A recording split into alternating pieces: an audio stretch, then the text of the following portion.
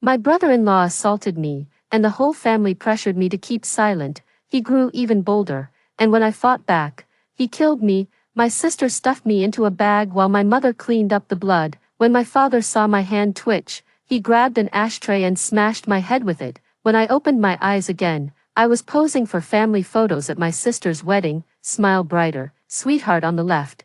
Don't look so stiff. With my lungs emptied of their last breath, I lay in the damp soil, mouth agape in a soundless scream. Boundless darkness surrounded me. A flash of light pierced through my fading consciousness. I didn't blink, just stared blankly ahead. The silent world suddenly erupted into noise, the aroma of food and wine, hollow laughter, children's wails, and my sister's scornful voice. Sophie, never taken a photo before, you look like a grinning ghoul, she snickered, muttering under her breath. One bad apple spoils the whole bunch. My gaze swept across my sister, brother-in-law, father, and mother. They were dressed in festive attire while the large screen displayed cherished moments of my sister and her husband's love story. Sorry sis, shall we retake? I lowered my head with a curled lip. Yes, I was the vengeful demon who'd come to settle scores. Fine, you've always been a handful since childhood. Vivian, how could you say that about your sister? I think she looks lovely, especially my Vivian, stunning like a temptress. Call me a temptress, just wait till tonight. I wish we could skip straight to the wedding night, said my brother-in-law, staring straight at me. My sister blushed and hurried off to attend to the guests. I tried to leave awkwardly, but someone grabbed my arm. Aren't you going to thank me? I forced a smile and murmured timidly, thank you, brother-in-law. He patted my head and sighed. Still just a kid. What did you hear just now? And nothing at all. My brother-in-law smiled, a tight-lipped grin that stretched his narrow eyes sideways while his mouth corners lifted in an almost deliberate curve. At 38, he was 12 years older than my sister. In my past life, I was constantly fooled by that hypocritical smile, genuinely happy my sister married this man. When one man gets the throne, even his dogs ride the clouds.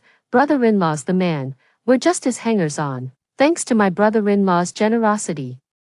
Our family's fortunes turned around completely. My brother-in-law was our family's benefactor. That's exactly what I thought until the moment he forced liquor down my throat. He first convinced me to move in with them under the pretense of being closer to school, to maintain her image as the dutiful daughter. My sister had our parents move in too. He asked which university I wanted to attend, and I said Q University. He looked upset. Then we won't see each other often. What if Sophie grows up, meets more people, and starts looking down on her brother-in-law? Back then, I didn't quite understand. Before the college entrance exams, he brought milk to my room and locked the door behind him. They forced alcohol down my throat and pinned me to the bed. The world was spinning, everything was fading away, freezing still. The first thing I did upon waking was crawl out to tell my parents. My brother-in-law had assaulted me. They froze momentarily before muttering awkwardly. Why does it reek of alcohol, you little brat, drinking and spouting nonsense? What kind of behavior is this? My brother-in-law knelt sobbing before my sister, claiming I'd seduced him and he couldn't resist. I screamed that wasn't true and lunged at him, ready to perish together. A slap struck my face. My sister, father, and mother watched me warily, insisting I'd seduced my brother-in-law, because they'd heard no sounds of struggle. After that incident, my brother-in-law became utterly brazen, barging into my room like a demon every night. During the college entrance exam, I picked up the test paper but couldn't make out a single word. My mind was flooded with filthy images. I turned in a blank answer sheet. Walking out of the exam hall, I felt like my life was falling apart. When the guy I liked confessed to me, I couldn't even look him in the eye. It felt like the whole world had turned its back on me. My brother-in-law smirked triumphantly. Perfect timing, be my kept woman. I slapped him, then mustered every ounce of strength to bite his ear clean off. Beaten half to death, I lay bleeding on the floor, my eyes frozen wide open. Seeing me dead, my sister sighed in relief, as she zipped me into the body bag. Her eyes sparkled with amusement. Mom wiped the bloodstains, muttering about the mess with pure irritation. Housework clearly hadn't been her thing for years. Dad dug a huge pit in the garden and threw me in. My vision turned crimson as I feebly twitched my hand. Dad, I'm still alive. He saw it. He must have seen it. With dead eyes, he zipped up the bag, kicked me into the pit, and began shoveling dirt furiously. Those I once called family turned out to be demons who destroyed me. Given a second chance, I'll make you repay me twofold. Damien slipped me a red envelope. A girl should dress up. Get yourself something nice. Glancing at my faded clothes, I found he'd already tucked the envelope into my pocket. His hand lingered on my shoulder, slid down my back to my waist, then casually withdrew. That was his signature move for copping a feel. I looked up to find him staring at me with undisguised hunger in his eyes. Before I could process it, Mom dragged me off to join the bride's table, holding both my sisters and my hands. She praised my sister while putting me down. Your sister is the family's hope. You'd better be filial to her. My sister was strikingly beautiful and silver-tongued, always knowing how to charm our parents. After dating a wealthy boyfriend, she started flaunting jewelry and showering our parents with gifts, becoming their favorite. It was my sister who paid my tuition. She kept meticulous accounts of everything spent on me, whispering, "Sophie, you'll repay this when you're older." Every bite we ate and every stitch we wore came from my sister's pocket. Where did my sister get the money? I tore off a drumstick and devoured it ravenously. Dad was wasted, slurring. "Look how successful your sister is. You better not end up worse than her, you hear me?" He rapped his knuckles against my skull. "I hate when people knock my head." I shot back, staring him down while my breath hitched. Still talking back, he smacked me harder this time. "Looks like it's time to head to school. I took leave specifically to come back today." Mom stopped me outside, and I tactfully handed her the red envelope. "Don't you dare accept money from your brother-in-law again, understand? You're embarrassing our family." I nodded. There was supposed to be 1,000 in the envelope, but I'd already pocketed 800. "Where are you going?" "To school. The college entrance exams are coming up," Mom just said. "Oh. My family used to be really strict about my studies, but now they've taken a hands-off approach with me and shifted their focus to my sister. To be precise, it's my brother-in-law." With 73 days left until the college entrance exams, I ran my fingers over the thick stack of test papers, feeling a burning determination. Our homeroom teacher, her sharp bob swaying, lectured animatedly from the podium. The boy I secretly liked was hunched over taking notes, his bangs nearly covering his eyes. I ached to brush them aside for him. He looked up, and I quickly averted my gaze, feeling my cheeks burn involuntarily. My heart pounded fiercely, carrying the strange relief of having narrowly escaped disaster. But I knew the real storm hadn't arrived yet. A group of bleached-haired delinquents often loitered at the school gate, smoking and eyeing passing girls. As I walked by, the hooligans let out a wolf whistle. I stopped dead and glared at them. They averted their eyes, muttering, "The hell you lookin' at? Never seen handsome guys before." Crushing the candy between my teeth, I dripped honeyed words. "Hey big boys, do me a solid. In a few days, there'll be a heavy rain at dusk when Damien happens to pass by and gives me a ride home, seizing the chance to have me stay at their place. I won't disrupt the storyline. The unknowns caused by the butterfly effect are terrifying. What I need is to take control." The day came sooner than expected. Standing at the school gate, I remember waiting 5 minutes as the rain poured harder, worried I'd miss the last bus. I clutched my backpack and dashed out, clothes soaked through instantly as Damien leaned out the car window. "Sophie, your brother-in-law's here for you. Get in." Feigning gratitude, I started toward him when a thug yanked me back. They tore at my clothes, slapped my face. "Help, MMPH." The thug gaped in shock. "Damn sis, you're hardcore. Throw some curses around. Can't you at least snarl?" I whispered instructions. Damien approached with a baton, visibly relieved to see just one person. "Get lost before I call the cops." I coughed a few times, and the rest of the thugs emerged from the shadows. Pressing close to one thug, I whispered, "Beat that man to death." A kick landed in my gut, sending me sprawling on the ground as I stared pleadingly ahead. "Brother-in-law, save me." He stood at the crossroads, frozen in hesitation. I shook off the thugs and pinned him down with all my strength, shot a warning glance at the gangsters. The brawl lasted 10 minutes until the lookouts at the alley entrance barked like dogs. Someone was coming. The thugs scattered while I wrapped myself tighter in my coat. "Brother-in-law, please don't tell the family the truth. Just say I fell. I don't want them to worry. Right now, I just want to focus on studying." Damien doesn't show any visible bruises. I specifically told them to aim for the fleshy parts. As I got in the car, Damien suddenly glanced at me. Sophie, how did you get on their bad side? I shook my head and sobbed all the way home, clutching my clothes. Halfway there, my legs started trembling uncontrollably. This wasn't the way home, brother-in-law. Where are we headed? Central Ring Road's jammed, so I took a detour. Oh, thanks for this, brother-in-law. Damien glanced at me again and pulled over. Pitch black outside, only the headlights cutting through the darkness. This was a deserted village, too. Sophie, I murmured drowsily, eyelids heavy as I stifled a yawn. Deathly silence hung in the dim half-light, Damien's gaze clinging to me like a shadow. I couldn't bring myself to look at him, my teeth clenched down hard on my lip. The windows were shut tight, the air reeked of something foul. Damien lit a cigarette, took a few drags.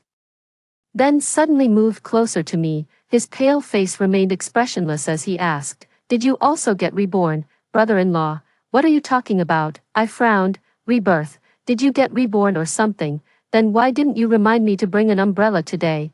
I pursed my lips, pretending to be upset. Damien rolled his eyes, his facial muscles relaxing. "Just kidding." He produced a drink from nowhere. "Thirsty?" I took a sip. He stared at me, clearly deep in thought. To avoid suspicion, I gulped down a big mouthful. The car suddenly jolted, seizing the moment. I spat it out. The car window was banged loudly. "Hey buddy, you sure picked a prime spot to park." Turned out to be a cabbie. He got out, ready to let it slide, but the driver wasn't having it. "What if you change your mind later and try to shake me down?" I turned around and saw someone sitting in the taxi. When I got out to take a closer look, the person had vanished. The driver sat smoking nearby, eyeing us with knowing glances. "Some people, ugh, kid, you shouldn't hang around with his kind." Damien pointed at him. "What are you implying? You're so afraid of calling the cops. Got something else to hide? Spreading rumors is illegal." I rushed over and handed the driver a bottle of water. There were 2 drawers in Damien's car, and I took one from the left. Just as the driver was about to drink, Damien snatched it back. The water was indeed tainted, if not for this car crash mishap. I shot the driver a grateful glance. I hesitated before saying, "Brother-in-law, I still have homework to finish, and there's morning study session tomorrow." Damien regained his composed brother-in-law demeanor and hailed a taxi. The April breeze carried warmth, yet I shivered and hugged myself when it brushed past. I recalled Damien's gestures and the look in his eyes. It's certain that Damien has also been reborn. But rebirth requires death first. How exactly did Damien die? I live in the far-right room on the 2nd floor, right next to my sister and brother-in-law's bedroom. The walls are elegantly white, with a family portrait hanging right in the center. The bed was so soft it sank beneath me, and as I stared at the pink sheets, filthy images flooded my mind. I steadied myself against the desk and pushed open the window for air. Damien strolled below with a coffee in hand, waving up at me with a smile. The lush green plant by the window thrived. I pictured it tumbling down, splattering Damien's brains everywhere. A smile tugged at the corners of my lips unconsciously. I grabbed hold of the potted plant. "What are you doing?" My sister appeared behind me. "Your husband is such a great guy. I'm so jealous of you." My sister gave an awkward chuckle, digging her freshly manicured nails into my cheek. "Sophie's grown so pretty." "Got any admirers at school?" "A few, but they're all so childish. I prefer someone mature and dependable, like," I mused, squinting as I yanked her hair. "Sophie, are you insane?" She shrieked in pain, releasing my grip. I murmured, "Sis, you've got gray hairs." My sister looked awful. After marrying her husband, she became obsessive about her figure, maintaining strict dietary control, almost as harsh on herself as some celebrity women. She stormed out without a word. I knew she'd gone to vent to Mom. Mom nearly died from hemorrhaging during my birth, leaving her unable to conceive again easily. I've had 2 pregnancies, both ended in miscarriages. Our relatives looked down on my mother, and both my parents blamed me for everything, often lashing out at me for no reason. My sister always poured fuel on the fire. Whenever I achieved something noteworthy, she'd say, "Sophie is so remarkable." If only she were a boy. Her words were like needles, piercing straight into everyone's hearts. The walls are paper thin here. I can't fathom why they'd put me right next door. Newlyweds and their nightly racket. I haven't slept properly in days. had to resort to earplugs and noise-canceling headphones, saw my sister stumbling out this morning, dark circles, swollen lips, that vacant stare, bruised knees. Suddenly everything made sense. She's just a pathetic sycophant groveling beneath others. I suddenly pitied my sister. But then remembered that night when I cried out for her in my room. No one came. What's going through her mind next door? It only made me despise her more. 3. Mom was shouting for me downstairs, and I answered while running down. I cut my hand. Go buy some band-aids. I grabbed an umbrella to go, but Mom snatched it away. It's just a short distance. Don't be such a baby. Hurry up. She pushed me out the door. And I noticed her glancing at my sister. That's also the gaze of someone beneath you. Look how well I did. Had your fun yet? Wearing short sleeves under the blazing sun, I walked 2 kilometers to the pharmacy. The early cicadas chirped as a newly emerged one, still tender and golden, rested beside its discarded shell. The breeze carried the empty husk to the ground while the cicada's wings hardened. Then it took flight without hesitation. Sister, if it weren't me living next door, how would you react? I subtly conveyed my affection to brother-in-law. After class, I'd fold paper stars until the box overflowed, each one carrying the vilest curse. I shyly handed Damien my gift. Brother-in-law, thank you for picking me up that night. I'm so glad you came, even though you got hurt because of it. I didn't know what you'd like. My classmates always exchange paper stars, so Damien looked surprised, then pulled me into a hug with a smile. Thanks, Sophie. This old man's never gotten stars before, as long as you like it. I mumbled while fidgeting with my fingers. You're not old at all, really. Which university are you applying to? Haven't decided yet. You're so well-traveled. Brother-in-law, any suggestions? Damien loved flattery. His corpse-pale face flushed slightly. Let me think. Somewhere close to home would be best. I turned to my sister painting her toenails. What do you think, sis? Naturally, I agree with your brother-in-law. My sister smiled, dimples blooming on her cheeks. Red nail polish dripped unevenly onto her instep, which she scrubbed furiously. The lights went out in Mom and Dad's room. They kept early hours. Damien and I rarely crossed paths in daily life. Damien moved faster this time around, currying favor by taking our parents to upscale venues daily, buying Dad a car with a chauffeur and getting Mom an annual membership at an exclusive spa. He redoubled his kindness toward Mom and Dad, keeping them blissfully trapped in their golden dream, unwilling to wake. In our past life, he yanked my hair and shoved my face against his flabby belly, bragging into the phone, "Old Lou, I nailed a high school girl. Fuck, so fresh and tight, worth feeding those country bumpkins for 3 damn years, bunch of clueless parasites, legendary. Marry a hot young wife and still bang her little sister. Had I known they'd be such pushovers, I'd have made my move way fucking sooner." Mom and Dad were timid and insecure. When I got bullied as a kid, they'd first size up the other family's clothes and status. If they seemed powerful, my parents would put on an ingratiating smile.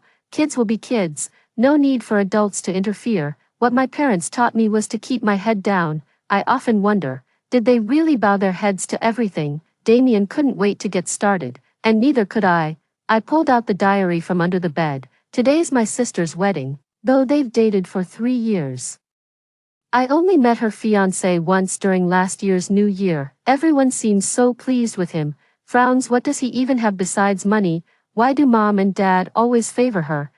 It's obviously because of her rich husband. If I married someone wealthy like him, maybe they'd even kneel to tie my shoelaces. Oh my God, I was terrified. Some thugs dragged me into an alley. If my brother-in-law hadn't shown up, I might have been. I keep dreaming about my brother-in-law these days. What should I do? I think I'm falling for a married man. If only I were the one who married him instead. No more bullying, and Mom and Dad would treat me like a princess. As for my sister, her attitude toward me keeps getting worse. She'll regret it. Oh my God, am I dreaming? My brother-in-law just confessed his feelings for me. How should I respond? The diary still bears deep fingernail imprints. My sister must have been furious when she read it. She's always snooping through my journal. I've been a hopeless romantic since childhood, scribbling secret crushes in my diary. I had a crush on the corner store owner's son, always finding excuses to drop by and buy 20-cent snacks, just to hear him say a few words to me. 20 cents, 20 cents. His voice was absolutely mesmerizing. That was my greatest joy during that period. One day, I went to the convenience store as usual. At high noon when even dogs wouldn't budge in the scorching heat. I deliberately chose that time to leisurely savor moments alone with him.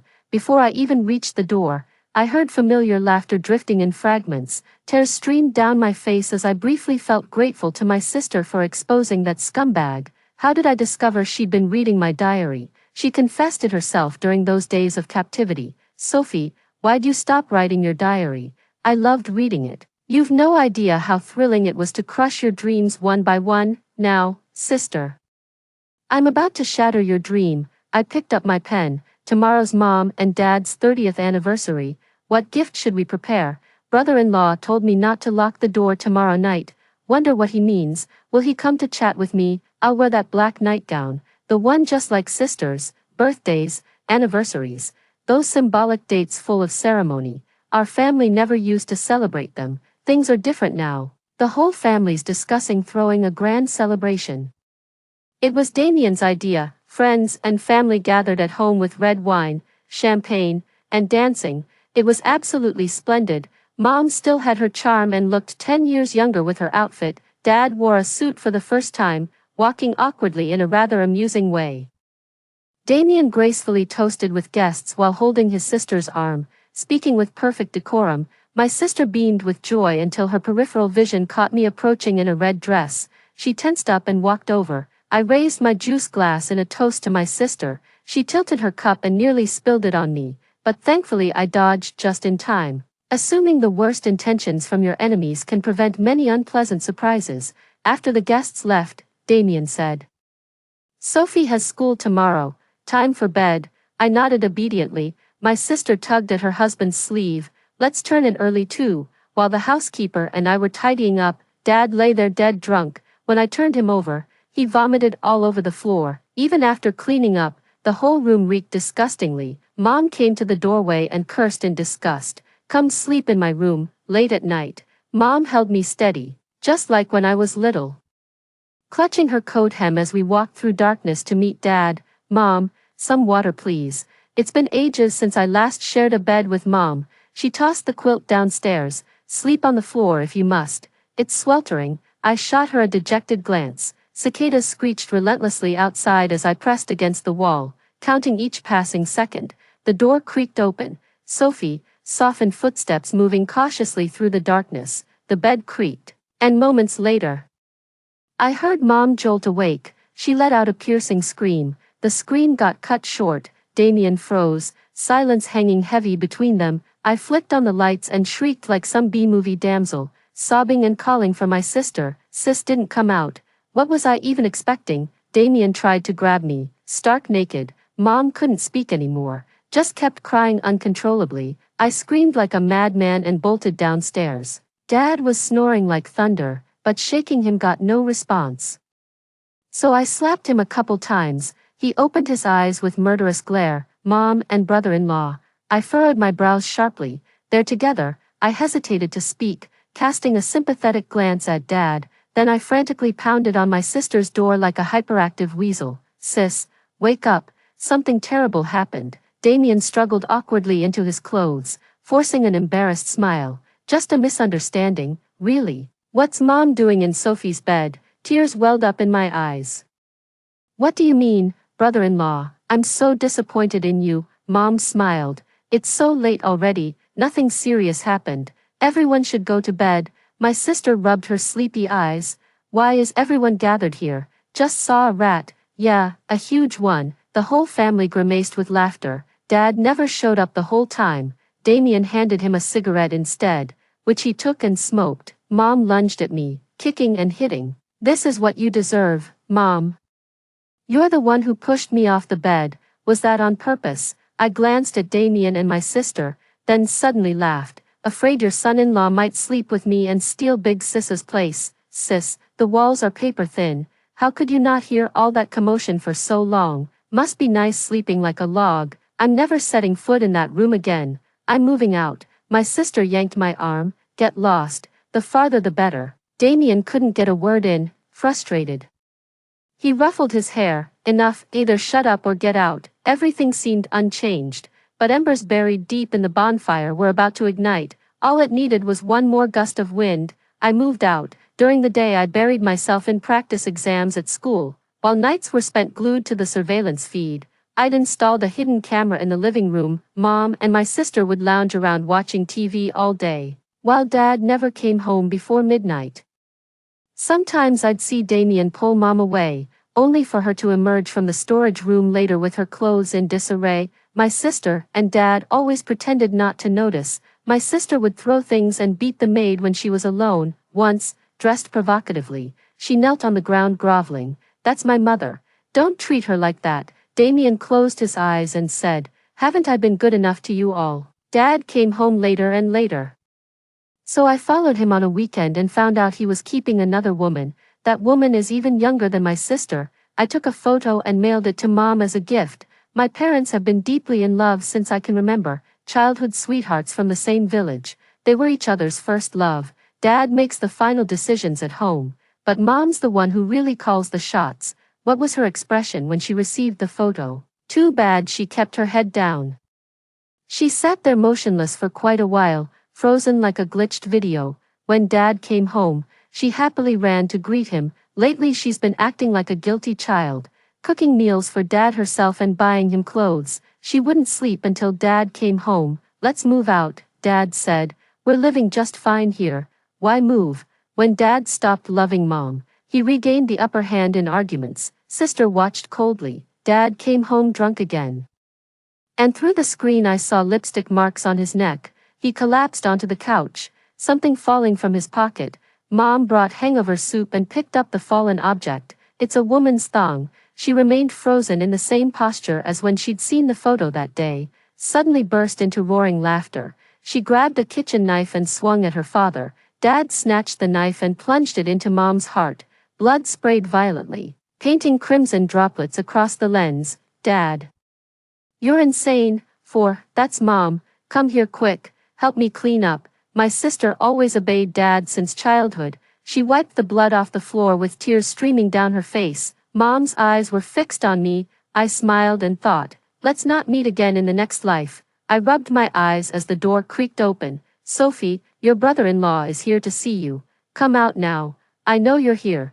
The lights are still on." He rubbed his hands together while scanning the room. I stepped out of the bathroom with water dripping from my hair. He rushed over eagerly, vanishing in the blink of an eye. Lying on the floor, I chuckled. "Brother-in-law, I know nothing. You're the one who sneaked into my place while I was showering and fell into the basement." Damien jumped up, yelling and pounding the wall. "You damn bitch, what an actress." He made a call just as I activated the signal jammer. The door clicked shut, revealing a spotless living room on the security monitor. The next day, I packed my bags and returned to the villa, sobbing, "I'm homesick. I miss Mom's beef bowl." Freshly turned earth lay in the garden, where blossoms glowed with unnatural vibrancy. No amount of concealer could hide my sister's dark circles as she kept glancing at her phone. "We can't reach Damien." Me, "Should we call the police?" Dad and my sister said in unison, "Don't." That night, strange things started happening in the house. Ambiguous sounds, Mom's muffled sobs. "Ghost, isn't that Mom?" "What ghost?" I walked over to look. Nothing there. Dad kept bringing women home every other day. One wore my sister's clothes, putting on an intimate show with him in the living room. What feelings my sister harbors toward Mom, I only know this. Mom doted on my sister. After being assaulted by her brother-in-law, she kept glancing at my sister, waiting for her reaction. My sister averted her gaze. It was just a misunderstanding. Mom deferred to my sister. Dad started acting all high and mighty. Damien stayed for 10 days, yet nobody reported him missing. "Not many people care about you, huh?" I muttered while tearing bread and tossing it down. His mouth hung open, his beard covering half his face. "Hesitate and the rats will steal your food. Let me out, I'll give you anything." I was wrong. I tossed down a water bottle. "Why did you get reborn too?" "Someone was tailing me, ended up in a crash. Karma's a bitch. Too bad the car crash didn't happen sooner." My sister was visibly distressed. "Could brother-in-law have been murdered?" I asked. "Did he have any enemies?" My sister's gaze shifted toward our father. At this point, Father was exhibiting self-destructive tendencies, drinking heavily and chasing women. I think he's missing his mom, my sister tentatively asked. Could Damien be dead? Serves him right. Then the inheritance would all be yours, my sister panicked. But he's been married before. What do you mean? Damien only got married to satisfy his sister's vanity. His wife turned a blind eye to it. Dad, you know where Damien is, don't you? How was I supposed to know? You're a disgrace.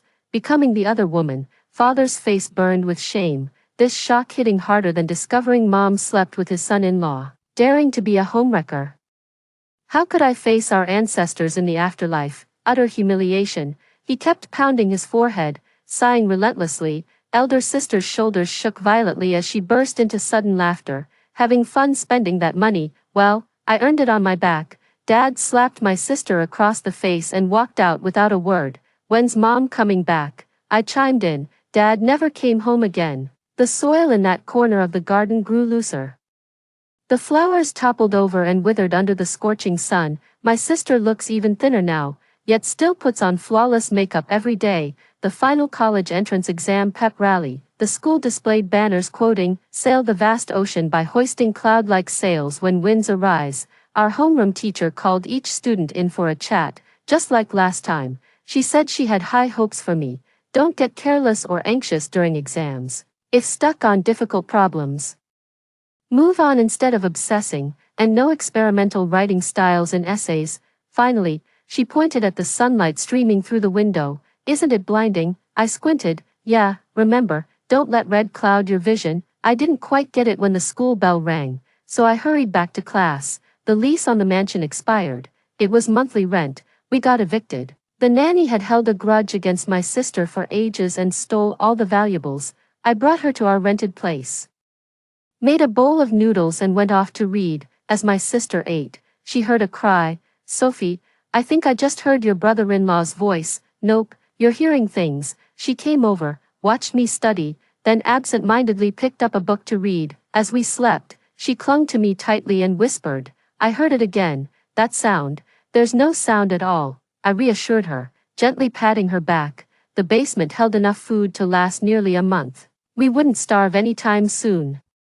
My sister stays cooped up at home all day, doesn't bother with makeup anymore, and wolfs down her food. The moment she hears her brother-in-law's voice, she covers her ears. She still looks at me with utter disdain. She even brings strange men here. 5. I threw her luggage out, but she came back anyway, grinning. She said, I'm hungry. She lounged around the room in just her underwear, blasting music from her phone while laughing hysterically.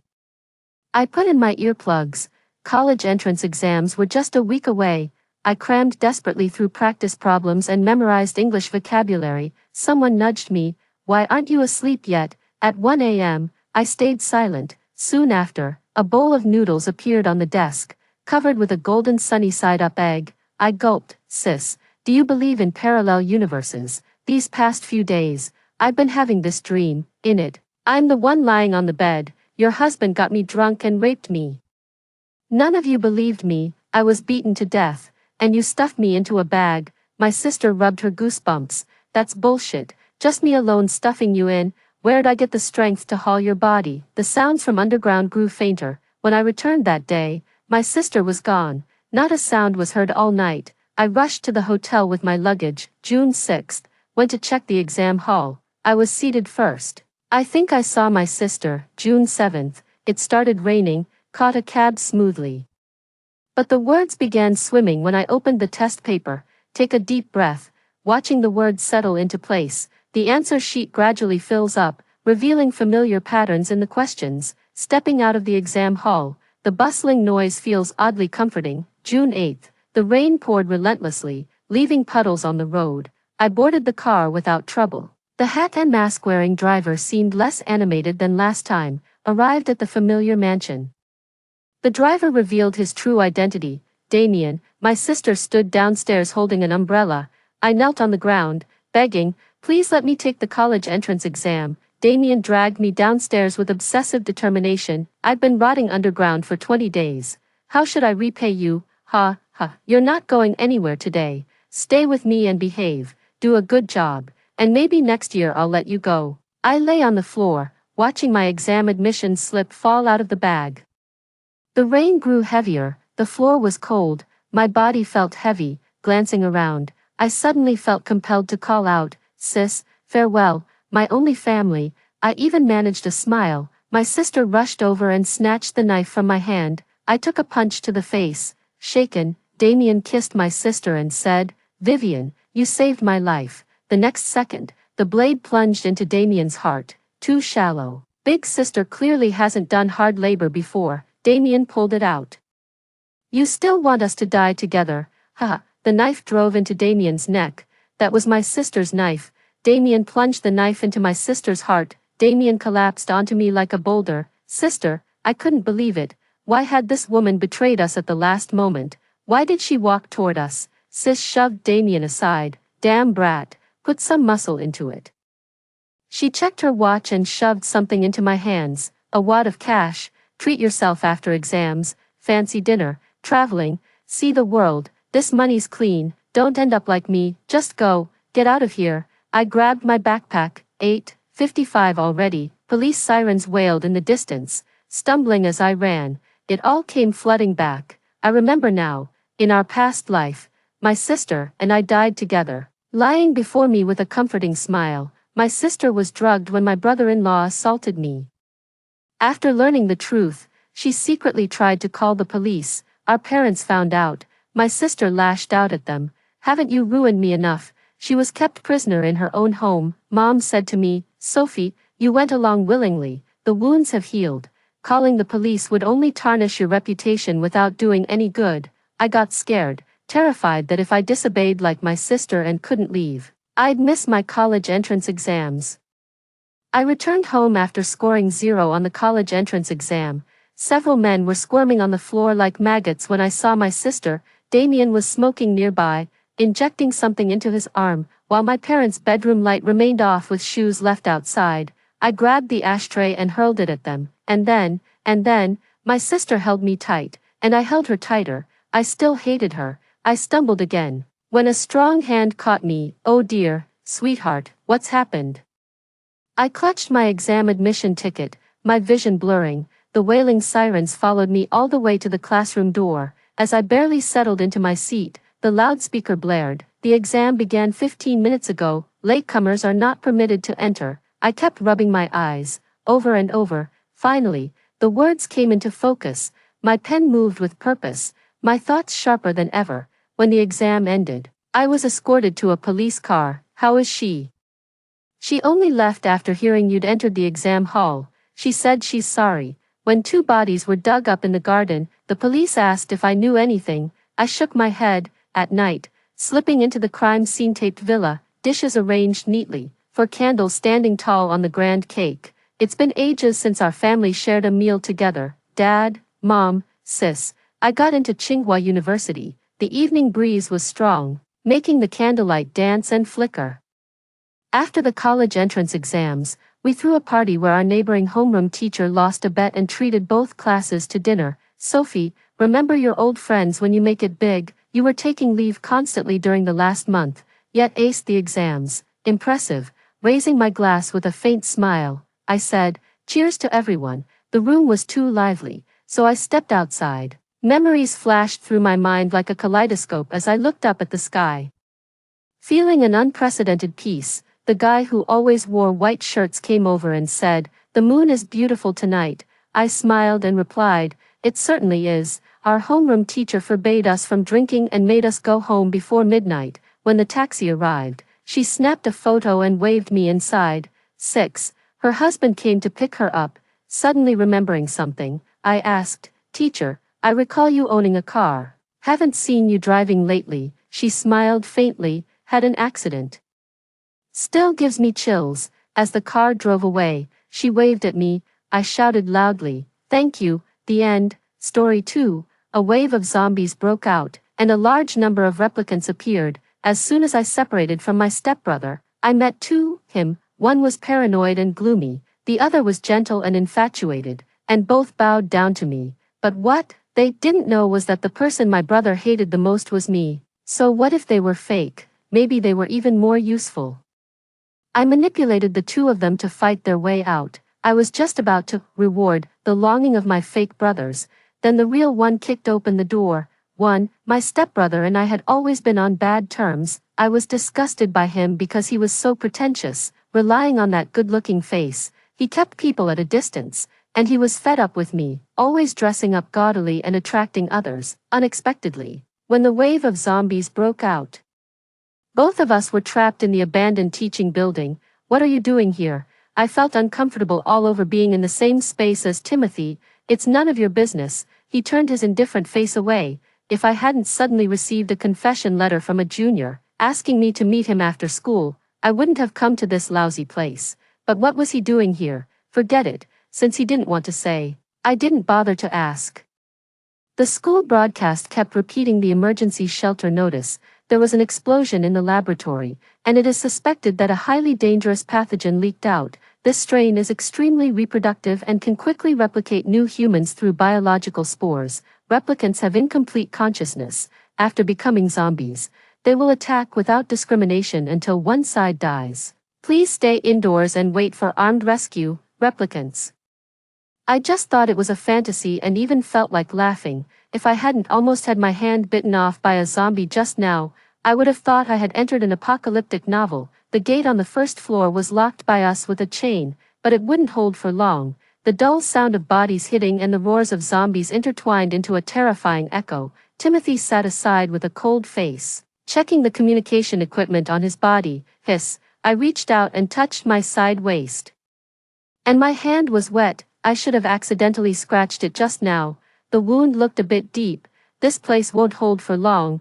We have to. Timothy looked up, his face changing suddenly. He pulled me in front of him. I tried my best to back away, but I couldn't resist his strength. My blood is red. I'm not infected. I won't bite you. If infected by a zombie, the wound would fester and turn black, and the blood would be thick like ink. He took a deep breath, stared at the wound on my side waist, and the veins on his arm bulged, as if he was enduring something. If you're not, you can leave first. I can manage it myself. You can, he suddenly sneered. Bella, can you bite them back, or die together with them in your embrace? Why was he being so fierce? It wasn't him who was bitten. Why was he so angry, as if I had bitten him, too? Timothy decided to leave me behind. He disliked my clumsiness and planned to find supplies and medicine alone. More importantly, he wanted to find an escape route to avoid the zombies. Currently, we were hiding in the music room on the 3rd floor, and the zombies on the 1st floor could rush in at any moment. If we stayed any longer, we would just be waiting for death. I grabbed him. Brother, you won't abandon me, right? Huh? You know how to call me brother at this time. Timothy didn't miss the opportunity to mock me. He and I were not biological siblings, and our relationship had always been bad on weekdays. It was normal for him to want to get rid of me as a burden when a great disaster was upon us. A shiny small knife was stuffed into my palm. Hold it well, Timothy said in a bad tone. If you dare to lose it, I'll kill you. There was a line of words on the small knife, engraved by Timothy's mother. No one was allowed to touch this knife on usual days. Now he left me his only weapon. I was just moved by this rare feeling of brother-sister relationship. If you get injured again, you'll just hold me back. After saying that, he turned and left. I shouted at that indifferent figure, don't worry, I won't cause you any trouble even if I die. 3. Timothy had always hated me very much. On the first day I came to Timothy's family, he looked down on me and pointed at the doll in my arms, saying in disgust, filthy things don't deserve to enter my house. The same goes for you. I was only 3 or 4 years old at that time, looking at my brother who was even more beautiful than the doll. I happily rushed towards him. As a result, I fell flat on my face but still giggled. My brother threw my doll away. My new father was very sorry and bought me a new one. I was overjoyed and thought that my brother did that to get me a new doll. My mother always hugged me and told me never to blame my brother, saying that his biological mother had gone to a faraway place and that my brother only had us. So I followed Timothy around, obeying his every order, until the end of my youth. One day, I went to the senior high school department to find Timothy and heard a delicate girl in the classroom complaining, "Aren't you going to the weekend party again? You have to take care of the kid again, every weekend." My stepfather arranged for my brother to take me to boxing classes together. Timothy is living the life of a young father. What a pity. exactly, she clings to you so much, you're clearly annoyed, but you still have to consider her feelings, taking advantage of your father's favor for her. She sticks to you all day long. I feel sorry for you. Timothy didn't say a word throughout. My tears fell one after another, wetting the back of my hand that was gripping the doorknob. After that day, my brother and I completely broke up. Now, what bad luck, in the end of the world. It would have been better to be with anyone else, but I had to be with my stepbrother who hated me the most. If I could be with the gentle senior Stephen, even if I were trapped for 7,749 days, I wouldn't be so annoyed, for, as night fell, everything was quiet, only the evening music echoed in every corner of the campus. The originally lively playground was now completely silent. I pushed the grand piano to the door, propped it against the door, and hid in the recording studio inside. Timothy hadn't come back yet. I curled up under the table and felt colder and colder. Did he run away and never come back? Was I going to die here? There were still so many delicious foods I hadn't eaten, so many fun things I hadn't tried, and so many comic book endings I hadn't waited for. I hadn't even confessed to Senior Stephen. I didn't want to die, but with just a small knife. How could I break through the sea of zombies outside? Just when I was in despair, Timothy came back. He appeared at the door of the recording studio like a god, with a calm gaze. I ignored our previous feud and pounced on him in surprise. Brother, I thought you weren't coming back. His strong arm caught me, and a familiar voice said softly, sorry, brother will never leave you again. I rubbed my tears and snot on his clothes, and surprisingly, he wasn't angry. Instead, he hugged me even tighter. You so mushy. I struggled and opened my hands. Where's the medicine? Did you find anything to eat? Timothy frowned slightly, and a trace of confusion flashed in his eyes.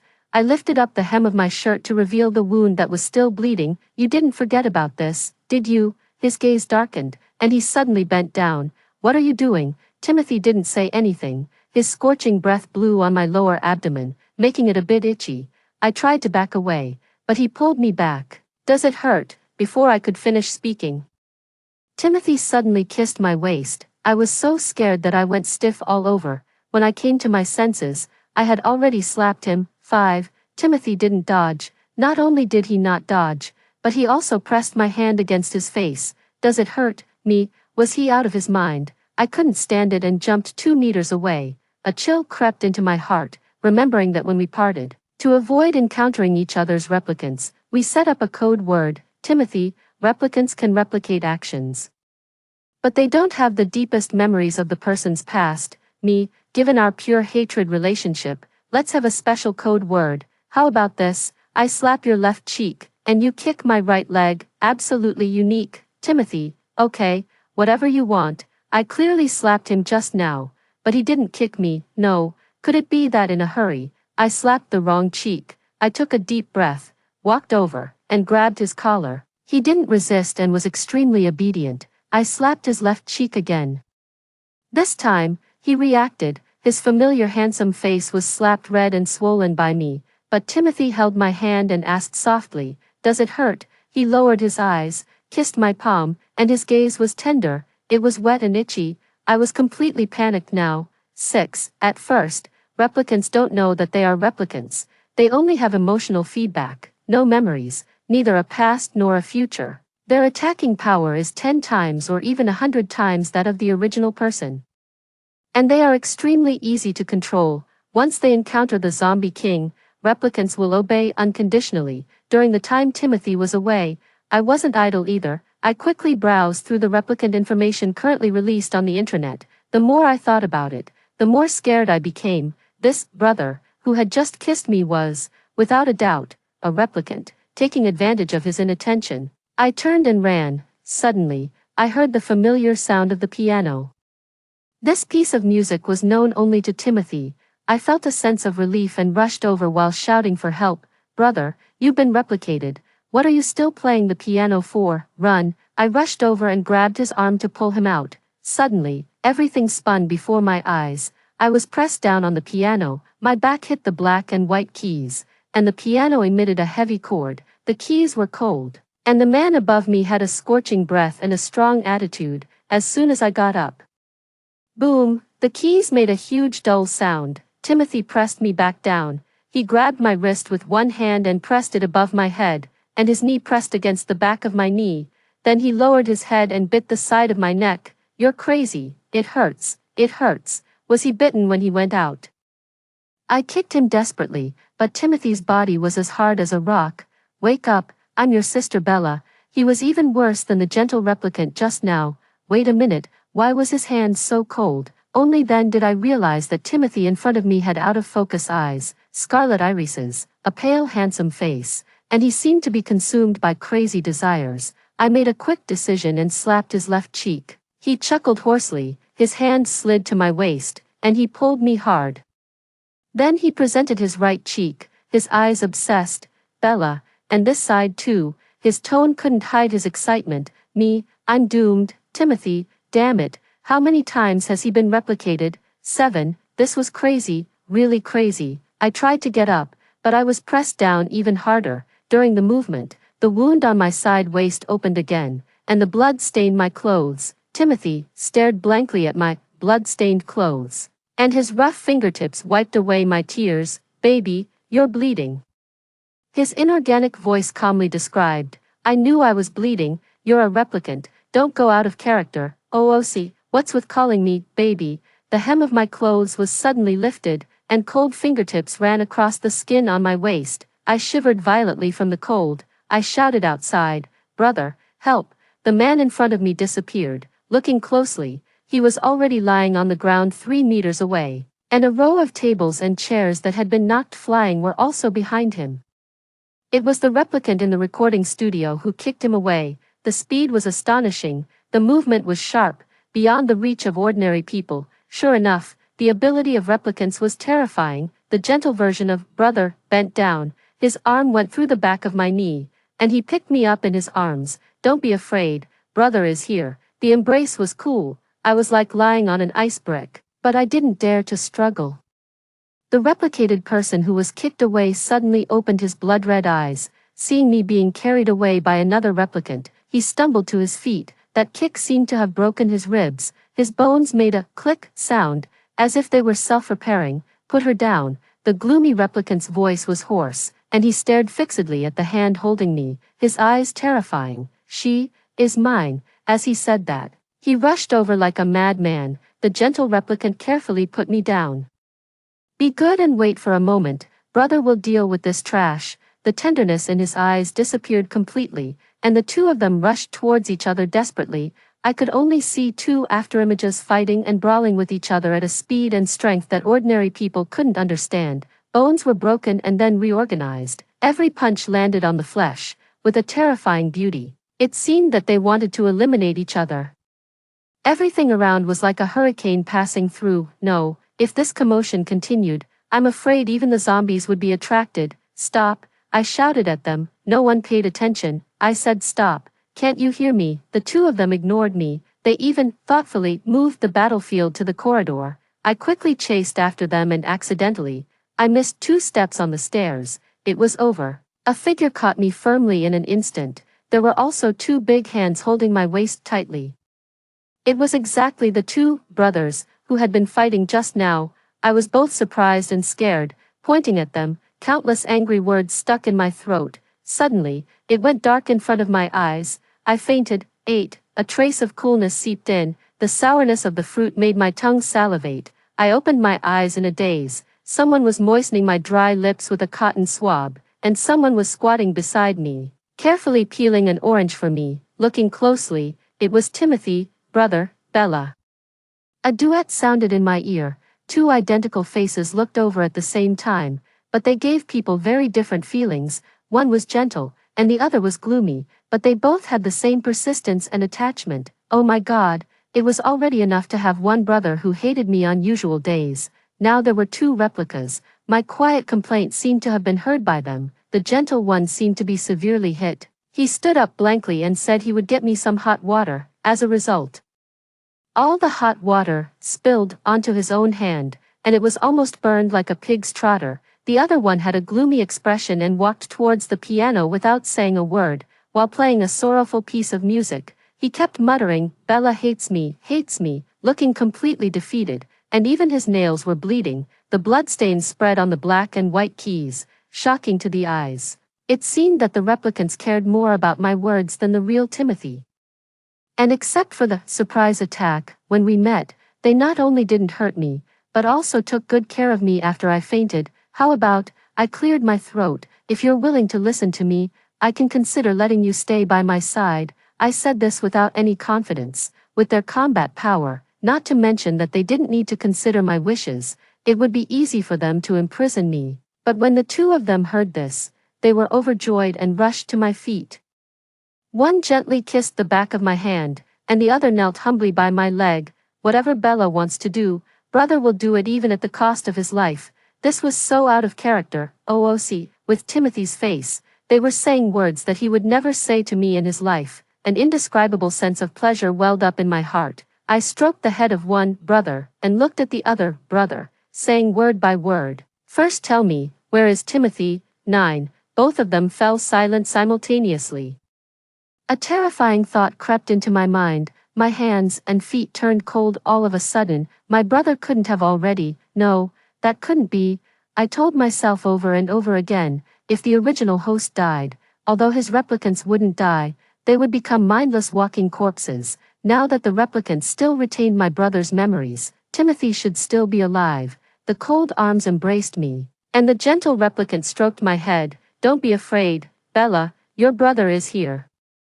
The other cool replicant clenched his fists and stared at me intently. He pursed his thin lips tightly, his knuckles turning white, and blood dripped from between his fingers. I asked him to open his hand. He turned his head away and told me not to worry about it. I pretended to be angry and pulled the gentle brother, as if I was about to leave. Only then did he tug at the corner of my clothes and obediently opened his hand. There were 2 bloody holes in his palm, as I applied medicine for him. I said, "Let me give you nicknames. It's hard to tell who I'm calling if I just say Timothy." Pointing at the stubborn and gloomy brother in front of me, I said, "You'll be called Sebastian." Then, smiling at the gentle brother, who was carefully sorting out the supplies, I said, "Brother, you'll be called Simon." Sebastian was quite dissatisfied, his cold eyebrows knitted into a frown. "Why am I number 2 and he's number 1? When Simon wasn't paying attention, I leaned close to Sebastian's ear and said, "My lucky number is 2. His bloodless face actually blushed with shyness. I asked where they got all the supplies in this half-room. They said that when they saw me fainting and there were no medicines around, they went out separately to search."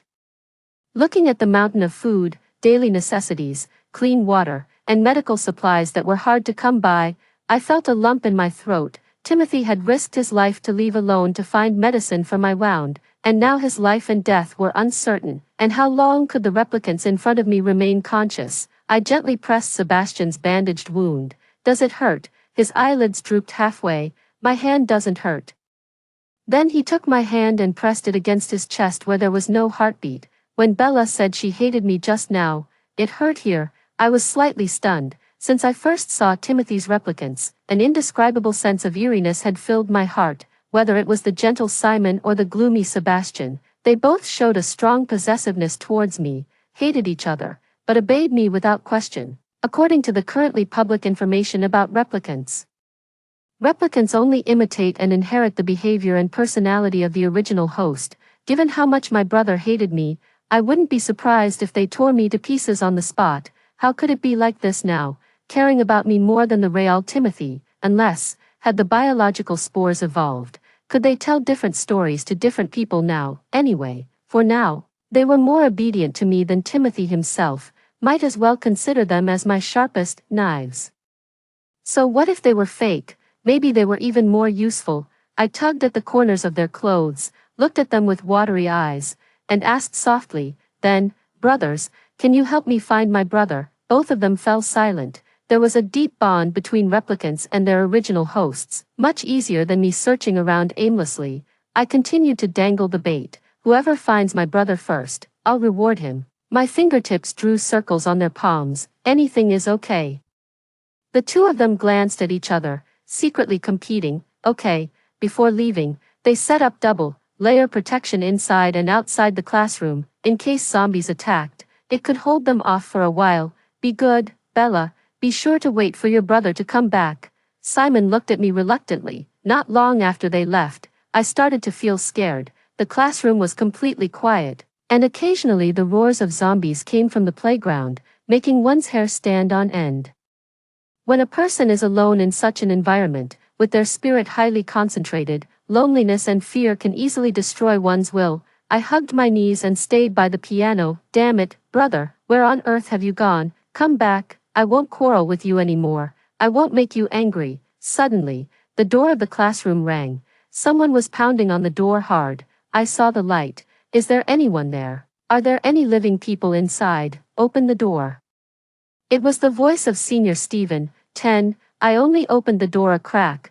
Before Simon left, he repeatedly told me that even if I heard their voices, I should confirm before opening the door, because you can never be sure whether the person outside the door is human or a ghost. Is that Bella? It's me, Stephen. The sunny and handsome senior was in a sorry state at this time. His white shirt was torn into rags, and his face was covered in blood, and beside him was a timid junior girl.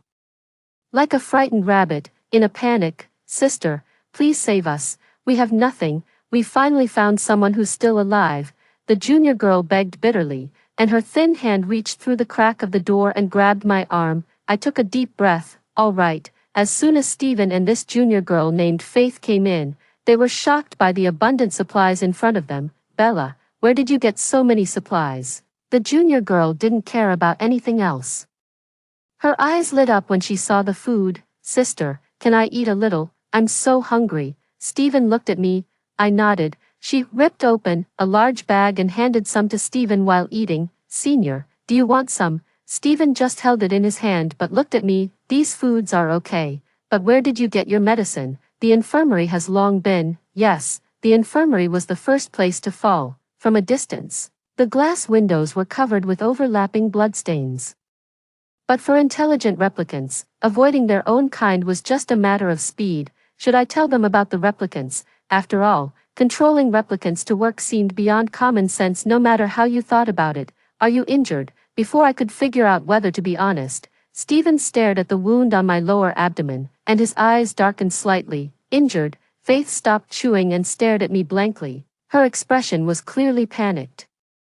"When my brother and I drove away the zombies, I just got a cut. I wasn't bitten." "But sister, the way you looked at us through the crack of the door just now was so scary, just like those replicants." Faith had put down the cookies and hid behind Stephen. "Nonsense. The two of you knocked on the door suddenly. Who knows if it's really you? How could I not be suspicious?" "Bella, if there's nothing wrong, how do you explain these supplies?" Stephen protected Faith and looked at me warily.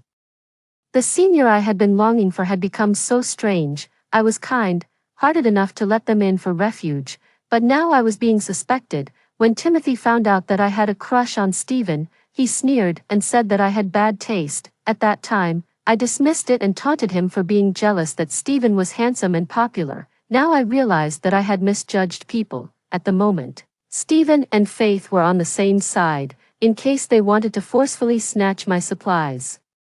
I had no chance of winning against the two of them. I had to hold on until my good brothers came back. Enduring the sharp pain, I lifted the hem of my clothes and tore open the scabbed gauze. The bandage had stuck to the flesh and blood. When I forcefully tore off the gauze, the wound that had stopped bleeding burst open again. "Take a good look." I bit my lower lip. "The wound is red. There's no corruption." After saying this, I was already sweating profusely. Faith muttered, "It's just for safety. It's hard not to be suspicious that you survived alone and monopolized so many supplies." Stephen didn't say anything and let his junior girl talk nonsense. I sneered, "You two are really something." When the zombie tide broke out, a college basketball league was being held in the gymnasium. Stephen was the main player of the school team. I had originally planned to rush over to cheer for him as soon as I finished dealing with things here. There were at least nearly 100 people there. Where had they all gone? Where are the others? Why are there only the two of you left? They were covered in blood, but there were no obvious wounds on their bodies. Then, whose blood was it? The two of them looked at each other and stammered that the zombies had suddenly rushed into the venue and everyone had scattered. I was suspicious, but considering the 2-to-1 situation, I didn't want to break up with them. I could only try to stabilize them. A subtle undercurrent flowed among the three of us, and we tacitly didn't expose it. Stephen said that they had found a passage in the cafeteria kitchen that was usually used to transport ingredients and hadn't been discovered by the zombies yet. It might lead to the outside, if someone climbs in first, walks to the end, and opens the locked main door from the outside. We can all be saved, but the entrance was too small. They had tried but couldn't climb in. Bella, you have a slimmer figure, maybe you have a chance. No, I promised my brother to stay here and wait for him. I rejected it immediately. Who knew if they were using me as cannon fodder? If we stay, we're just waiting to die, Faith said with a sobbing voice. Sister, just give it a try. If I could climb in, I would have already done it. Faith was 170 centimeters tall. She really did look like she would get stuck halfway. But I didn't trust them. Let's talk about it later. I lowered my head to wrap the gauze. Suddenly, there was a sharp pain in the back of my head.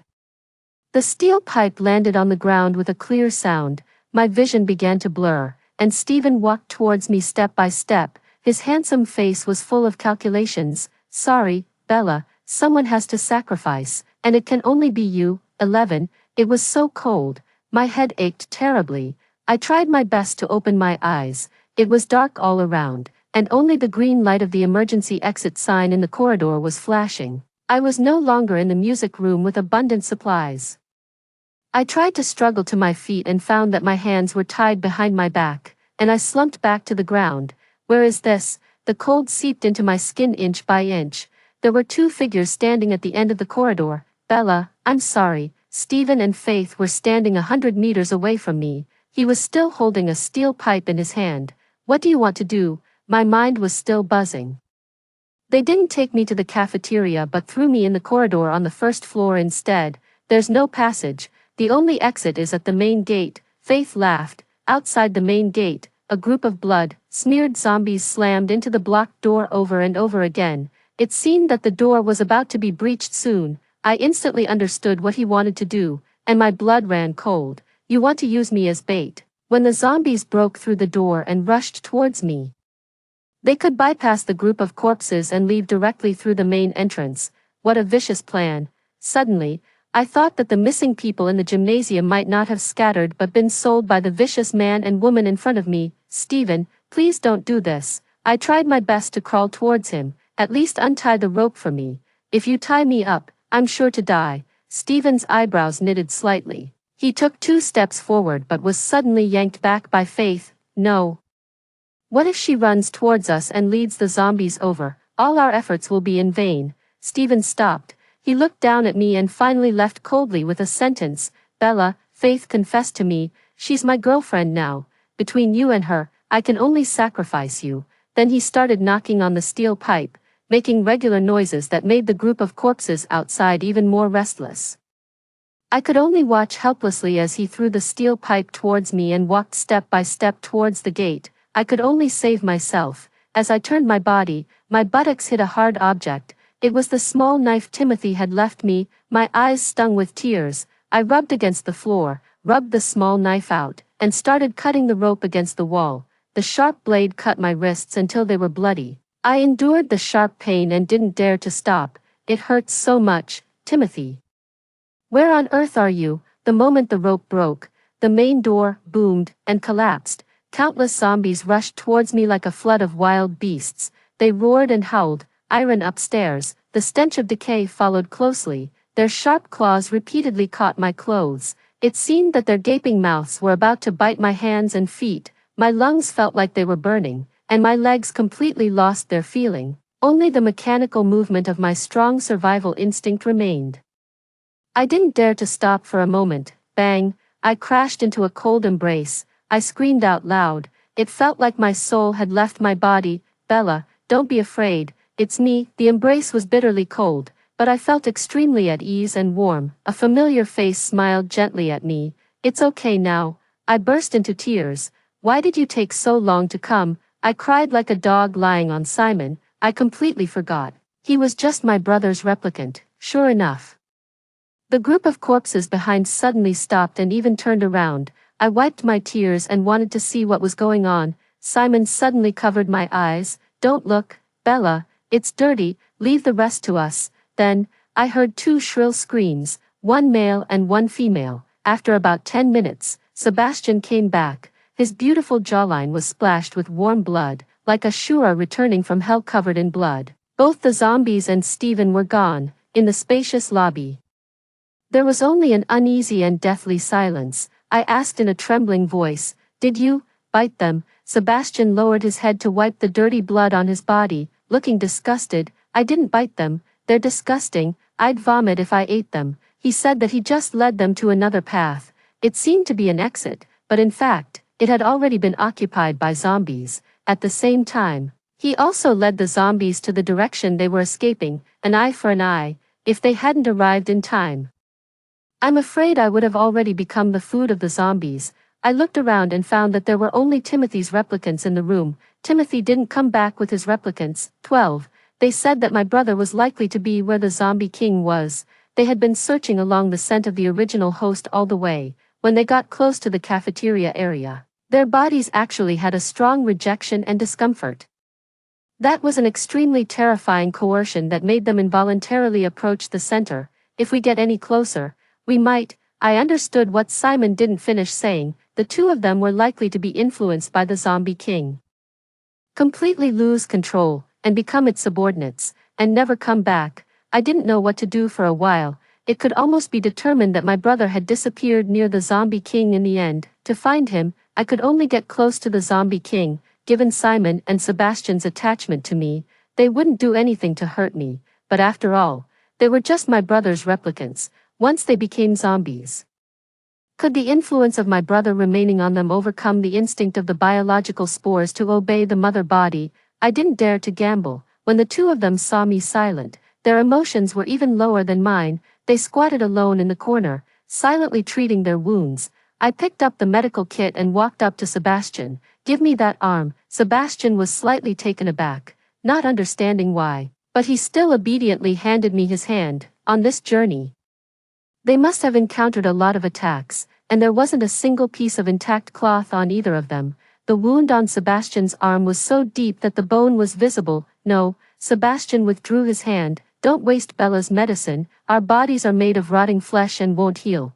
But if it wasn't bandaged, the wound would only get bigger, and it looked both painful and terrifying. I firmly pulled his hand over. "Don't move." Sebastian became completely obedient, and his gloomy eyes were filled with surging emotions. I quickly wrapped a layer of gauze around it and finally tied a bow for him.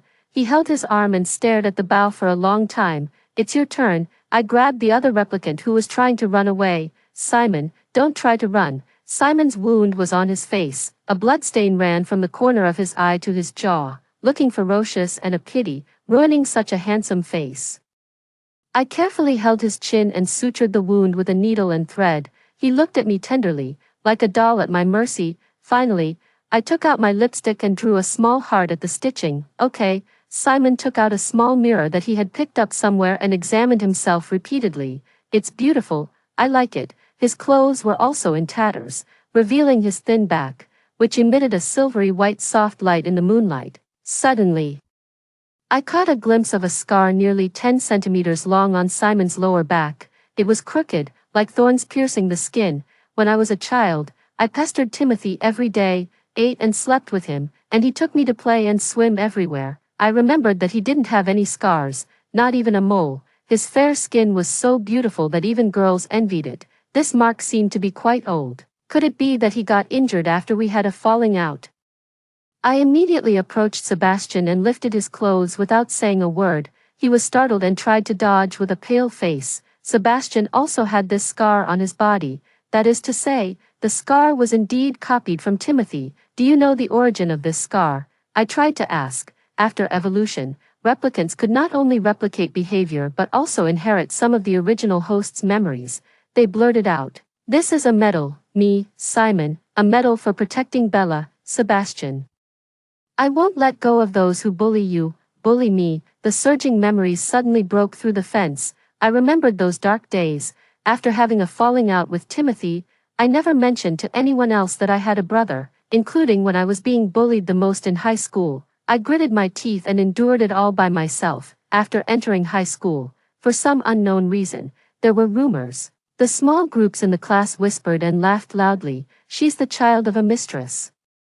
Her mother married that old man as his second wife not long after his first wife died. Bella, why don't you change your surname to your rich stepfather's? Like father, like son, the child of a mistress will be a mistress too. Shut up, my mother is not like that. I went crazy at them, and they dragged me to a place where the surveillance cameras couldn't see, pouring cold water on me, snapping rubber bands at me, cutting my hair, stabbing me with a compass. These were all common occurrences. Using small tricks that made the wounds less obvious, I was so ashamed of these things that I didn't dare to tell my mother and tried my best to avoid them. Later, after a summer vacation, they suddenly stopped bothering me. Those people even showed fear when they saw me, and during that summer vacation, my brother came back with injuries. He also warned me not to tell our parents. At that time, I thought he got into a fight because of jealousy. Now I know. He went to take revenge on those who bullied me alone. I reached out my hand and carefully traced the scar, my fingertips trembling. It was as if I could touch that covered-up memory through the scar on the replicant's body. How did this happen? Someone attacked from behind. That person had a utility knife and slashed him. I didn't know which. Replicant softly explained. Bella, don't cry. Someone gently stroked my cheek. It doesn't hurt anymore. Cry? Was I crying? I raised my hand and wiped my face. It was wet. The two of them supported my shoulders from the left and right. As long as we can protect Bella, these injuries are nothing. The dawn broke, and the fog dissipated. The sun rose, and we had survived another day. I made a decision. I'm going to find him. Timothy, you better stay alive. You must hold on, until I find you. 12. The cafeteria was located in the southwest of the abandoned teaching building. The cafeteria, which used to be crowded with people during breaks, was now filled with blood like rain. Looking gloomy and terrifying, I walked along the way trembling with fear. Are you okay? Every step closer to the zombie king. Simon and Sebastian's faces showed more discomfort. Simon pinched my face. It's much better with Bella by our side. Sebastian stuffed the small knife into my palm. Once you find us acting strangely, immediately stab here with this. He held my hand and placed it on his still heart. At that moment, I seemed to see Timothy, whom I didn't know. Through them, the brother who fought alone for me and confronted the bullies. As we got closer to the cafeteria, the stench of the zombies became stronger, mixed with the nauseating smell of blood. Although I had mentally prepared myself, when the huge tumor that reached the ceiling was really wriggling in front of me, I still vomited.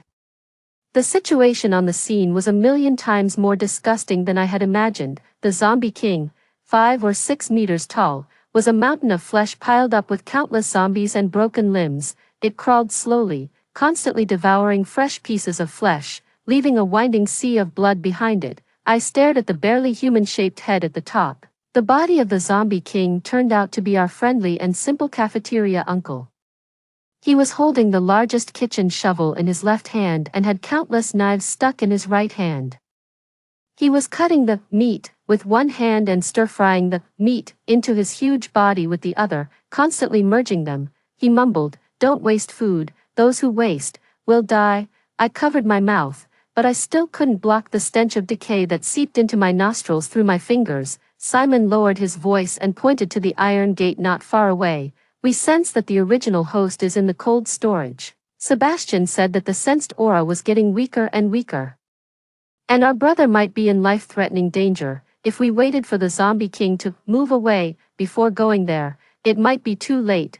That is to say, to save Timothy, we must quickly pass under the eyes of this mountain of flesh. Okay, we'll find a way to lure him away with food. And then, when I turned around, Simon was no longer in front of me. A nimble figure rolled past in front of the zombie king and at the same time banged on the iron pipe in his hand, making a sound to attract attention. It was Simon. My eyes widened in horror as I watched the zombie king let out a dull roar and wave his huge palm violently at Simon. Countless kitchen knives slashed towards Simon. He dodged left and right, but still got cut by the sharp blades, leaving bloodstains. "Take her to save the person," Simon roared at Sebastian. The next second, I was lifted up around the waist and ran towards the gate of the cold storage. "No, save him," I shouted hoarsely.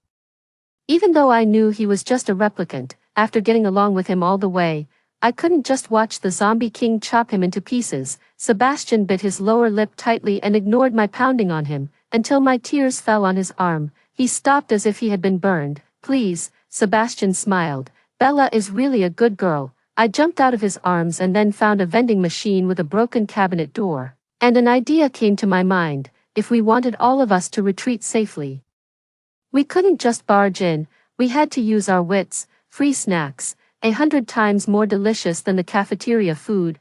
Come and grab them, I shouted loudly, and sure enough, I attracted the zombie king. I remembered that the cafeteria uncle had complained more than once before that it was unreasonable to put the snack cabinet in the cafeteria. Students would buy unhealthy snacks from the vending machine instead of queuing up for meals. The vending machine is not allowed to exist.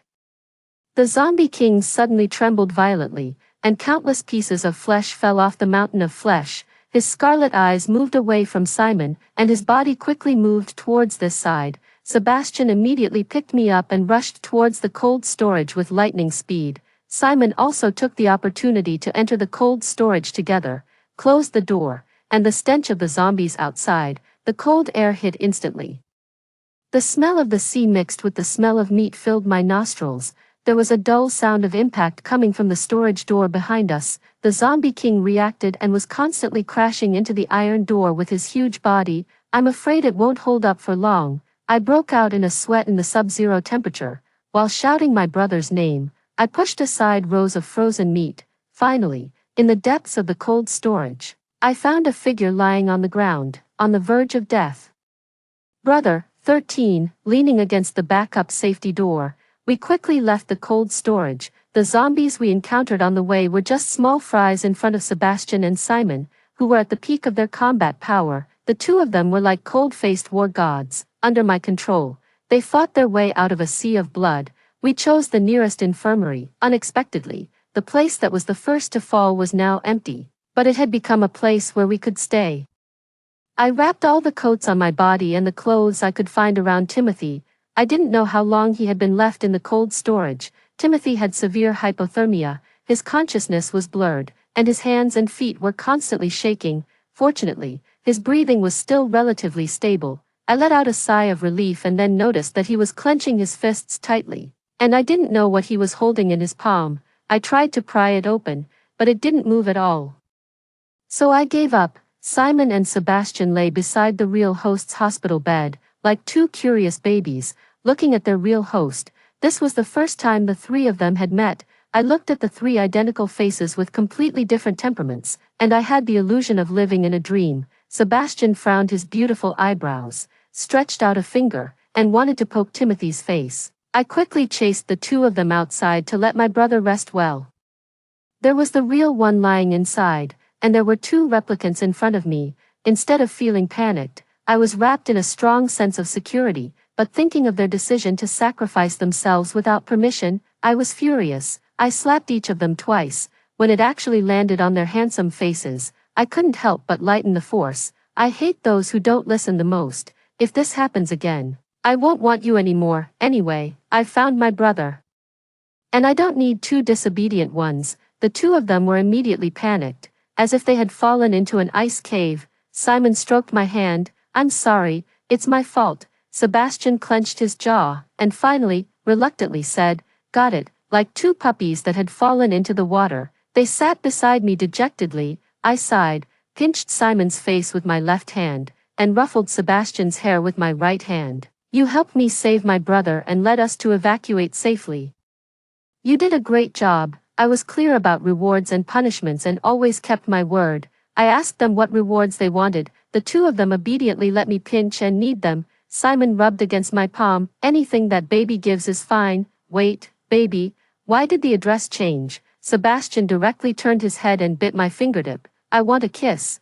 Is that okay?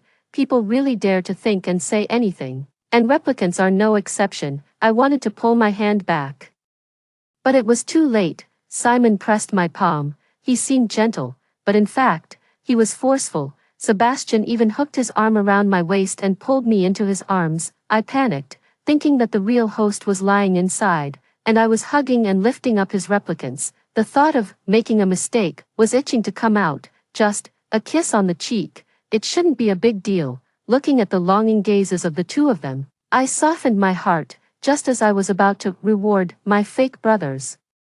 The door was suddenly kicked open. I suddenly turned my head. Timothy stood not far away with a dark face. His sharp gaze swept over my messy collar and finally stopped on the two tall figures beside me. Timothy picked up the stool beside him and rushed over like crazy. "Damn it, how dare you touch her?" I quickly stopped him. "Brother, no." With a crash, the stool slipped from his palm. Timothy froze in place. Those who were bullying his sister turned out to be himself. He was completely stunned. "Damn it, what the hell is this?" 14. The three of them still started fighting. Afraid that Timothy would suffer, I waved my handkerchief at Simon and Sebastian. "You two be gentle, he's just recovering." Timothy was even angrier when he heard this and retorted, "Do you think I'll lose to these two fakes?" 5 minutes later, my brother lost.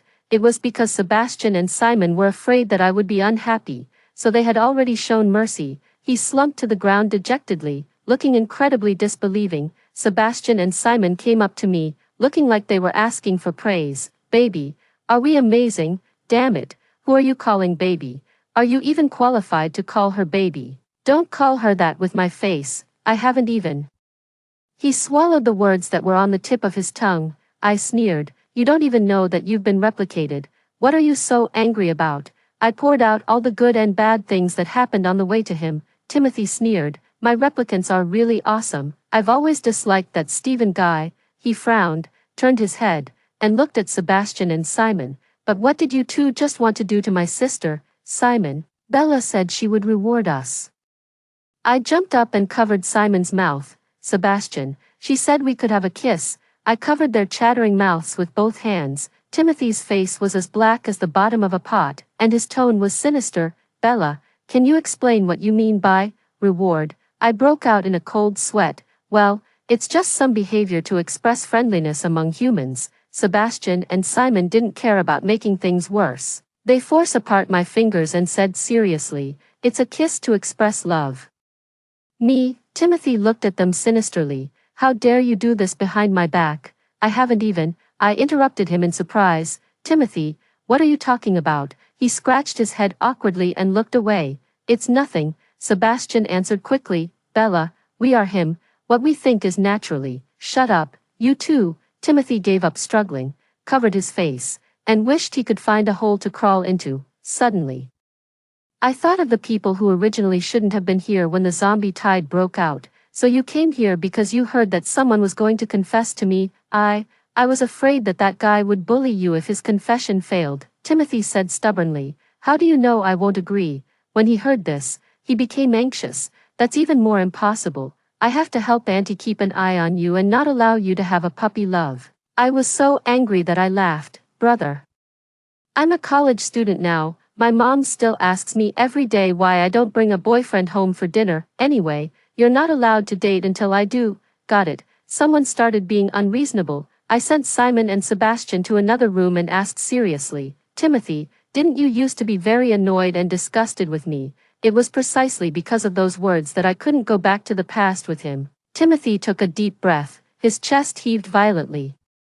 His Adam's apple rolled up and down due to nervousness, and the veins on the back of his hand were clearly visible. "I'm sorry." These three simple words crossed the mist time and fell heavily in my ears, raising dust. The long dust-laden truth was revealed. "I found out later that you heard it, when they called me a young father." It seemed like a mockery. At that time, I was too concerned about face. Actually, I never thought you were annoying at all. On the contrary, every time you called me brother, I was willing to give you the whole world. Remembering the harm those words had caused me, Timothy held my hand. "Bella, it was brother who was too cowardly at that time. It's brother who's sorry for you." A few drops of scalding liquid dripped onto the back of my hand. Then I fell into a tight embrace. "The moment I thought you might be infected, I wished it was me who got hurt." A small bottle was stuffed into my palm.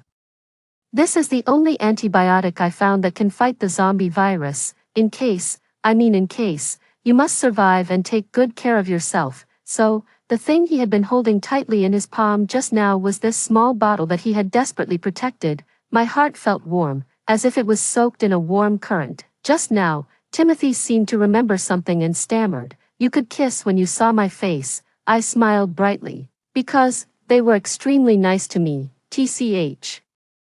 I can be nice too, silly brother." it was because your will to protect me was firm enough that the replicants could break free from genetic control in front of the zombie king and do their best to protect me. When I opened the door, I found Simon and Sebastian standing straight at the door, staring sinisterly at their original host. It seemed that as long as the original host said a harsh word to me, they would immediately kick the door in, now that the original body was back.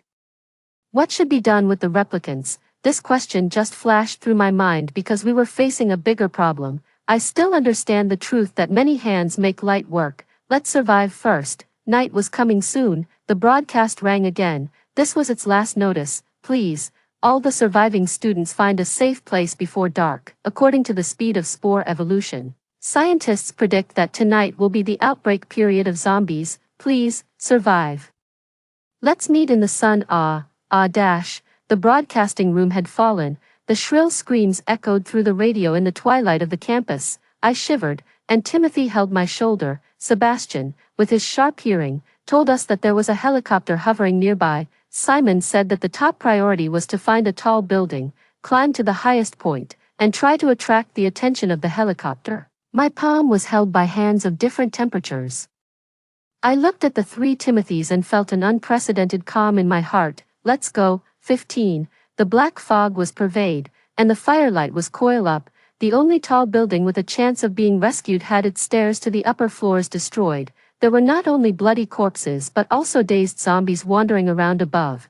Although we had supplies, we had no ammunition. The only advantage we had was the two replicants with full combat power, but 2 fists are no match for 4 hands.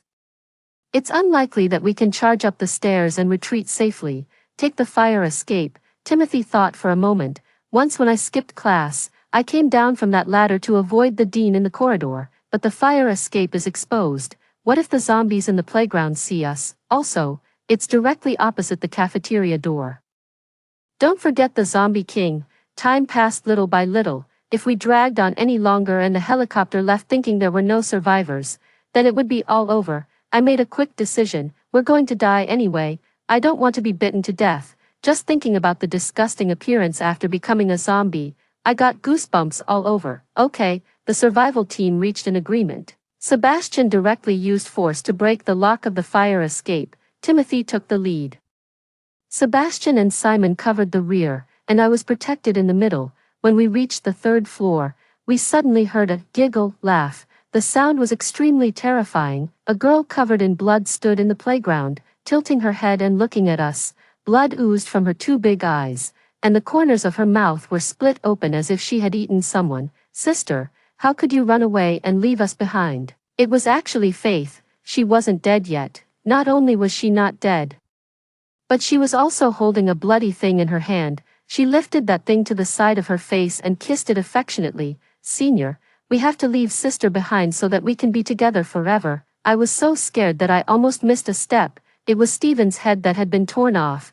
Timothy covered my eyes. Don't look, let's go. She looked up to the sky and laughed wildly, and then walked towards the cafeteria building, realizing what this crazy woman was going to do.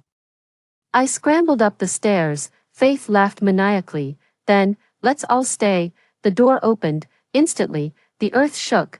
The zombie king and countless zombies rushed out of the cafeteria and rolled towards us at an astonishing speed. The fire escape shook violently. They violently iron gate and squeezed into the stairs one by one. Sebastian and Simon were well prepared and kept throwing chemical bottles downstairs. The bottles exploded, and the corrosive liquid instantly melted the faces, hands, and feet of the zombies, but there were too many of them. They seemed not to know pain and continued to push forward. Timothy was the first to reach the rooftop. He shone the prepared laser lamp into the sky. The red light broke through the clouds and finally attracted the attention of the helicopter. The helicopter dropped a soft ladder and told us to climb up quickly. At this time, all the zombies had rushed to the rooftop. Timothy pulled me and ran forward, grabbed the soft ladder, fastened the safety buckle for me, and then pulled me to climb up. I shouted to Sebastian and Simon, who were covering the rear, "Hurry up, come quickly." Sebastian suddenly stopped not far away. His gloomy eyes became gentle and calm for the first time, and his pale lips moved. I couldn't hear his voice, but I understood his lip reading. "Bella, goodbye." He turned around and rushed towards the zombies behind him. constantly kicking away those that tried to get close to me. But how could one person fight against thousands of zombies? Soon, his hands and feet were bitten. I burst into tears and cried out to go down and save him. My brother hugged my waist. Calm down. More zombies passed Sebastian and surged forward. The soft ladder was held back, and the overloaded mountain of flesh was almost pulling the helicopter down. To avoid accidentally hurting us, the military had not used firepower. But in this situation, they had to load their guns. Simon reached out and wiped away my endless tears. Bella, no matter what happens, you have to survive. This is the meaning of our existence. He leaned close to my ear and gently left a secret. After that, Simon took out a small knife and neatly cut off the soft ladder. I rushed down crazily, trying to catch him, but I caught nothing. Simon fell into the vast crowd of zombies with a gentle smile. The helicopter started shooting downwards. I shouted their names hoarsely, but it was too late. Sebastian and Simon were swallowed by the sea of corpses. To save me, the helicopter took off. We finally left the campus that had become a human purgatory. Below was a scene of devastation, and the smell of blood and corpses lingered for a long time. The rescuers wrapped us in blankets. Timothy hugged me and patted my back to soothe me. I touched the small knife in my arms. In the end, Simon had stuffed it into my hand. There was still a familiar bow tied to it. I remembered that in the infirmary. They had pinched the bows on their bodies and touched the hearts on their faces, and stupidly asked me, "Why bows and hearts? You got hurt for me, this is my reward." My heart suddenly ached violently, and I felt suffocated in my chest.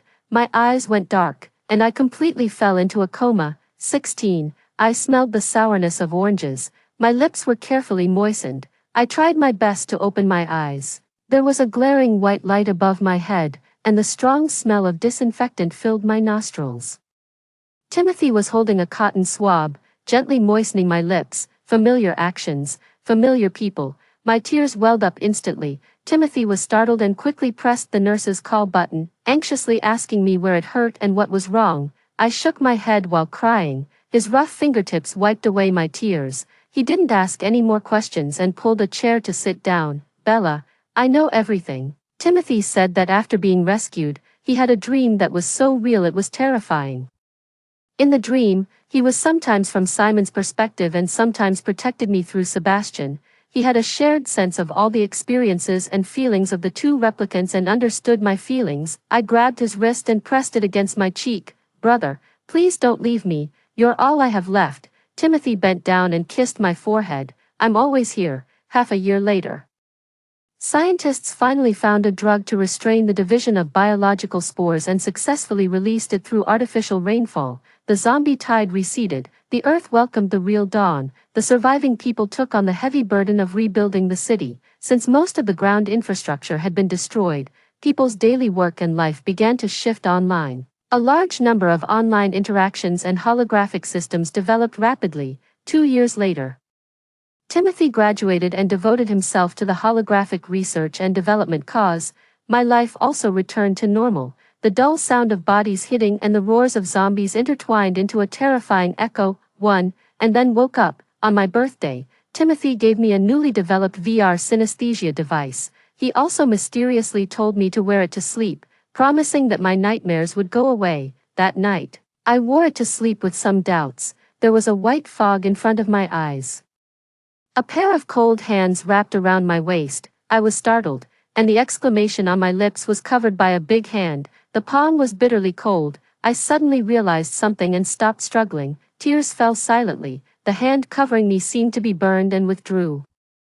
I grabbed him. "Sebastian, you brat, still want to run?" Someone hugged me from behind, and the slightly cool breath sprayed on the nape of my neck.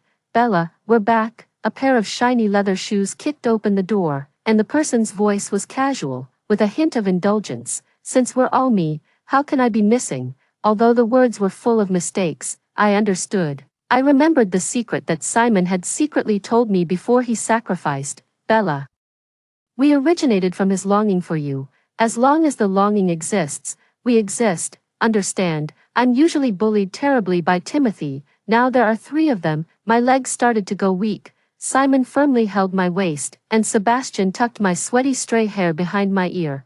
Timothy unbuttoned his collar and casually closed the door. In this virtual world created by him, anything is possible.